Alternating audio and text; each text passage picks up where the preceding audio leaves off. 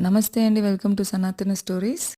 ఈరోజు మనం అసలు గురువు అంటే అర్థమేంటి, అలాగే గురు పూర్ణిమ విశిష్టత ఏంటో తెలుసుకోబోతున్నాం. మనందరిలోనూ పవిత్రమైన హృదయం ఉంటుంది. కానీ చీకటి అనే అజ్ఞానం కూడా ఉంటుంది. మరి ఆ చీకటి అనే అజ్ఞానం నుంచి బయటపడి జ్ఞానదీపాన్ని వెలిగించుకోవాలి అంటే ఒక మంచి సద్గురువు చాలా అవసరం.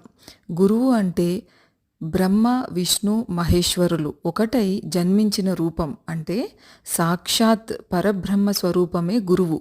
గు అంటే అంధకారము, అజ్ఞానం. రు అంటే నిరోధించుట లేక నశింపచేయుట. గురువు అంటే అజ్ఞానాన్ని నశింపచేయువారు అని అర్థం. మాతృదేవో భవ, పితృదేవో భవ, ఆచార్య దేవో భవ అంటారు. తల్లి తండ్రి తర్వాత స్థానం గురువుదే అని దీని అర్థం. గురుబ్రహ్మ గురుర్విష్ణు గురుర్దేవో మహేశ్వర గురు సాక్షాత్ పరబ్రహ్మ తస్మై శ్రీ గురవే నమః. మనందరం చిన్నప్పుడు నుంచి నేర్చుకున్నదే. దైవోపచారం చేస్తే గురువైనా రక్షిస్తాడు. అదే గురువుకు కోపం వస్తే ముల్లోకాలలో ఎవరూ రక్షించలేరట. అందుకే సమస్త విద్యలను నేర్పే గురువుకు, జ్ఞానాన్ని అందించే గురువుకు సేవ చేసి గురుకృప పొంది మహనీయులైన వారు ఎందరో ఉన్నారు. మరి అటువంటి గురు పూర్ణిమ విశిష్టత ఏంటో తెలుసుకుందాం.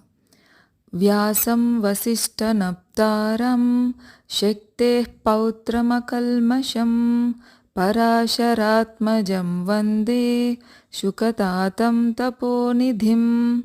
వ్యాసాయ విష్ణురూపాయ వ్యాసరూపాయ విష్ణవే నమో వై బ్రహ్మనిదయే వాసిష్ఠాయ నమో నమః. ప్రతి సంవత్సరం ఆషాఢ శుద్ధ పౌర్ణమి రోజున వ్యాస మహర్షి జన్మతిథి అయిన గురు పూర్ణిమగా మనం జరుపుకుంటున్నాం. ఈ రోజున గురు పూజోత్సవం జరిపి గురువులకు కానుకలు, బహుమతులు సమర్పించి వారిని సత్కరించి వారి ఆశీర్వాదములు తీసుకుంటారు. తమ జీవితానికి మార్గనిర్దేశం చేసి ముక్తి వైపు నడిపించినందుకు ప్రతిఫలంగా ఇలా చేస్తారు.